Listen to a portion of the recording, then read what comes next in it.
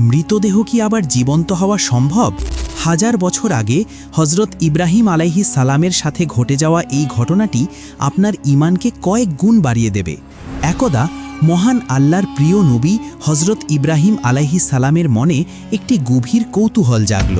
তিনি বিশ্বাস করতেন যে আল্লাহ মৃতকে জীবিত করতে পারেন, কিন্তু তিনি নিজের চোখে সেই প্রক্রিয়ার সাক্ষী হতে চাইলেন। তিনি আল্লাহর কাছে প্রার্থনা করলেন, হে আমার রব, আমাকে দেখান আপনি কিভাবে মৃতদের পুনর্জীবিত করেন।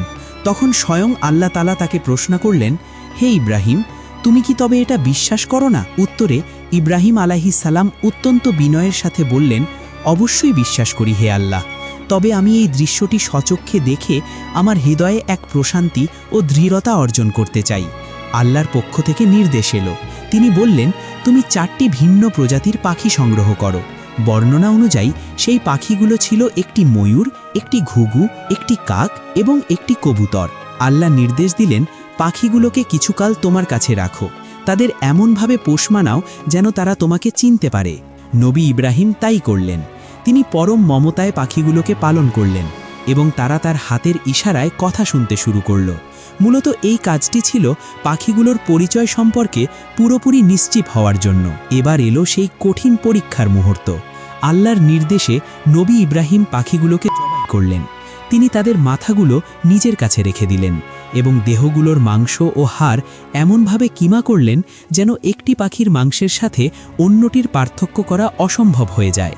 এরপর তিনি সেই মিশ্রিত মাংসকে কয়েক ভাগে ভাগ করলেন এবং আশেপাশের ভিন্ন ভিন্ন পাহাড়ের চূড়ায় রেখে আসলেন। এবার তিনি পাহাড়ের পাদদেশে এসে দাঁড়ালেন। চারিদিকে শুনশান নীরবতা, এক চরম উত্তেজনাকর মুহূর্ত। আল্লাহর আদেশে ইব্রাহিম আলাইহিস সালাম সেই পাখিগুলোকে তাদের নাম ধরে ডাক দিলেন। আর ঠিক তখনই প্রকৃতিতে এক অভাবনীয় পরিবর্তন ঘটল। পাহাড়ের বিভিন্ন প্রান্ত থেকে মাংসের টুকরোগুলো বাতাসে ভেসে একে অপরের সাথে মিলতে শুরু করল। হাড়ের সাথে হাড় জোড়া লেগে গেল, রক্ত ও পালক নিজেদের সঠিক স্থানে বসে গেল। মুহূর্তের মধ্যেই 4টি পাখির দেহ সম্পূর্ণ তৈরি হয়ে গেল এবং তারা উড়াল দিয়ে ইব্রাহিম আলাইহিস সালামের হাতের কাছে চলে এলো। যখন তিনি হাতের সেই মাথাগুলো দেহের সাথে লাগালেন, পাখিগুলো সাথে সাথে প্রাণ ফিরে পেল এবং ডানা ঝাপটিয়ে আকাশে উড়ে গেল। স্বচক্ষে এই দৃশ্য দেখে ইব্রাহিম আলাইহিস সালাম সিজদায় লুটিয়ে পড়লেন। তিনি উপলব্ধি করলেন, মহান আল্লাহ শুধু সৃষ্টিই করেন না, বরং ধ্বংস হয়ে যাওয়া অণু পরমাণুকেও এক নিমিষে একত্রিত করার ক্ষমতা রাখেন।